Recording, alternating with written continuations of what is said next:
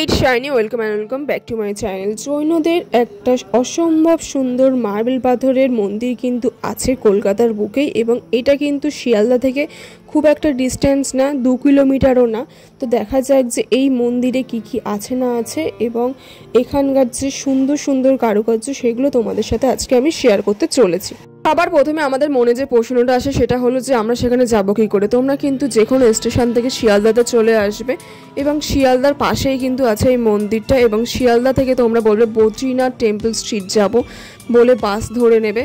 ওখানে গিয়ে জিজ্ঞাসা করবে যে বদ্রীনাথ টেম্পল স্ট্রিট যাওয়ার বাস কোন দিকে, তো ওরা কিন্তু বলে দেবে। এবং আমাদের কিন্তু 10 টাকা ভাড়া নিয়েছিল এবং আসার সময় কিন্তু আমাদের 15 টাকা ভাড়া নিয়েছিল, কিন্তু 10 টাকায় কিন্তু ভাড়া। এবং তারপরে ওখান থেকে হেঁটে হেঁটে একটুখানি চলে গেলেই কিন্তু তোমরা দেখতে পাবে এই যে জৈন মন্দিরটা আছে সেইটা।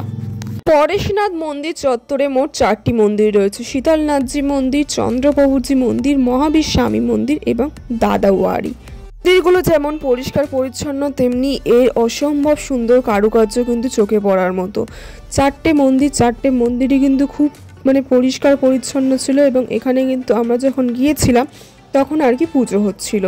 মন্দিরের বাইরে তুমি যত খুশি ভিডিও করতে পারলেও মন্দিরের ভেতরে কিন্তু কোনো রকম কোনো ক্যামেরা অ্যালাউ ছিল না এবং আমরা যখন গিয়েছিলাম তখন কিন্তু মন্দিরের ভেতরে পুরোহিত ছিল। এবং এই মন্দিরটি তৈরি হয়েছিল 1867 সালে, মূলত জৈন ধর্মাবলম্বী শ্বেত রায়চাঁদের উদ্যোগে। তিনি ছিলেন একজন ধনী ব্যবসায়ী যিনি এই মন্দিরটি উৎসর্গ করেন জৈন তীর্থঙ্কর শ্রী শান্তিনাথজির নামে। তবে এই মন্দিরটি কিন্তু পরেশনাথ টেম্পল নামেই বেশি পরিচিত কলকাতাবাসীর কাছে।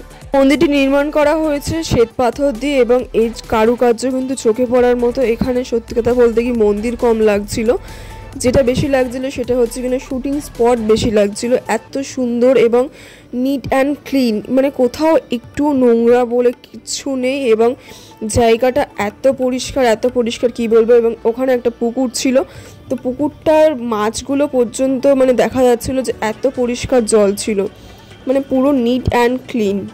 তোমাদের সাথে শেয়ার করি মন্দির চত্বরে কিছু সিনেমেটিক শট।